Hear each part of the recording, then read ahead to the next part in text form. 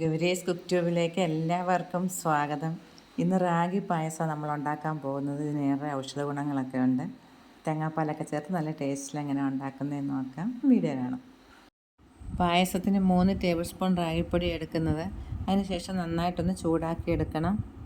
ഇതാ റാഗി. പല സ്ഥലത്തും പല പേരുകളാണ്. പഞ്ഞിപ്പുല്ല്, കൂവരക്, കേപ്പ, അങ്ങനെ. ഇത് നന്നായിട്ട് കഴിയ ശേഷം വെയിലത്തിട്ട് നല്ലപോലെ ഉണക്കി ആവശ്യാനുസരണം പൊടിച്ചെടുക്കാം. 200 ഗ്രാം ശർക്കര എടുത്ത് ഉരുകാൻ മാത്രം കുറച്ച് വെള്ളം ഒഴിച്ച് തിളപ്പിച്ച ശേഷം അരിച്ച് മാറ്റി വയ്ക്കാം. ഉരുകിയ ഉടനെ തന്നെ സ്റ്റൗ ഓഫ് ചെയ്യാം.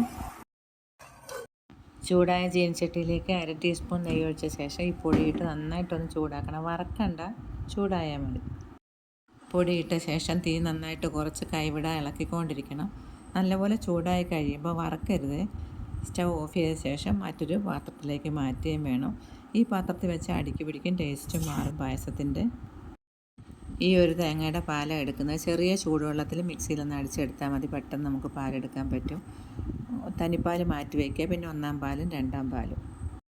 2-ാം പാൽ 3 ഗ്ലാസ് എടുത്തിട്ടുണ്ട്. അതിൽ 1 ഗ്ലാസ് ഒഴിച്ചാൽ ഇപ്പോൾ നമ്മളിത് കലക്കി എടുക്കുന്നത്. കുറുക്കുന്ന സമയത്ത് അരിച്ച് തന്നെ വേണം എടുക്കേണ്ടുന്നത്.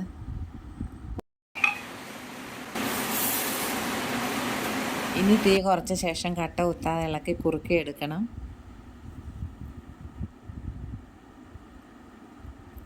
ഇപ്പോഴില്ലേ വെള്ളമെല്ലാം പറ്റി പാകത്തിന് കുറുകിയിട്ടുണ്ട്. ഈ സമയത്ത് വേണം നമ്മൾ ഉരുക്കി വെച്ചിരിക്കുന്ന ശർക്കരപ്പാവ് ഒഴിക്കേണ്ടുന്നത്.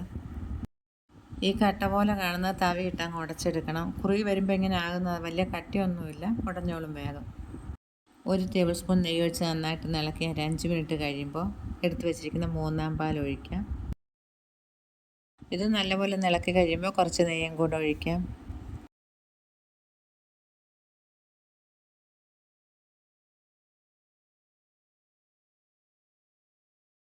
കാൽ ടീസ്പൂൺ ഉപ്പുപൊടിയും കൂടെ ചേർക്കാം, മധുരം ബാലൻസ് ചെയ്യുന്നതിന് വേണ്ടി. ഇനി ഇതിലേക്ക് നമ്മൾ എടുത്തു വെച്ചിരിക്കുന്ന 2 ഗ്ലാസ് പാലും കൂടെ ചേർക്കാം. 2-ാം പാലാണ് ഇത്. നല്ലപോലെ ഇളക്കണം. തീ കുറച്ചാണ് ഇപ്പോഴും ഇട്ടിട്ടുള്ളത്. ഇനി നമുക്കിതിലേക്ക് ചേർക്കുന്നതിന് വേണ്ടി 2 നേന്ത്രപ്പഴം എടുത്തിട്ടുണ്ട്. ചെറിയ പഴമായതുകൊണ്ട് 2 എണ്ണം എടുത്ത് 4ആയിട്ടൊന്ന് കീറി നെയ്ക്കകത്തൊന്ന് വഴറ്റി ഇതിൻ്റെ കൂടെ ചേർക്കാം. വലിയ പഴമാണെങ്കിൽ 1 എണ്ണം എടുത്താൽ മതി. ചൂടായ ചീനച്ചട്ടിയിലേക്ക് 1 ടീസ്പൂൺ നെയ്യ് ഒഴിച്ച് ചൂടാകുമ്പോൾ 2 ടേബിൾ സ്പൂൺ തേങ്ങ ചേർത്ത് ഗോൾഡൻ കളർ ആകുന്നത് വരെ ഒന്ന് വറുത്തെടുക്കണം. കൈവിടാതെ ഇളക്കിക്കൊണ്ടിരിക്കണം. തീ കുറച്ച് വേണം വയ്ക്കേണ്ടുന്നതും. ഗോൾഡൻ കളറായിട്ടുണ്ടെങ്കിൽ തീ ഓഫ് ചെയ്യാം. 1/2 ടീസ്പൂൺ നെയ്യ് ഒഴിച്ച് പഴം നല്ലപോലെ ഒന്ന് വഴറ്റിയെടുക്കാം.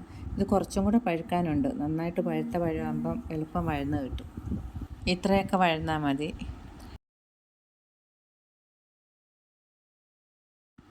പായസത്തിൽ കിടന്ന് പഴം നന്നായിട്ട് വേകുകയും ചെയ്യും. ഏലക്കയുടെ അരി പഞ്ചസാര ചേർത്ത് പൊടിച്ച് 2 ടീസ്പൂൺ, കൂടെ 1 ടേബിൾ സ്പൂൺ പഞ്ചസാരയും കൂടെ ചേർക്കാം. ഇനി ഗ്യാസ് ഓഫ് ചെയ്ത ശേഷം 1-ാം പാൽ ഒഴിക്കാം.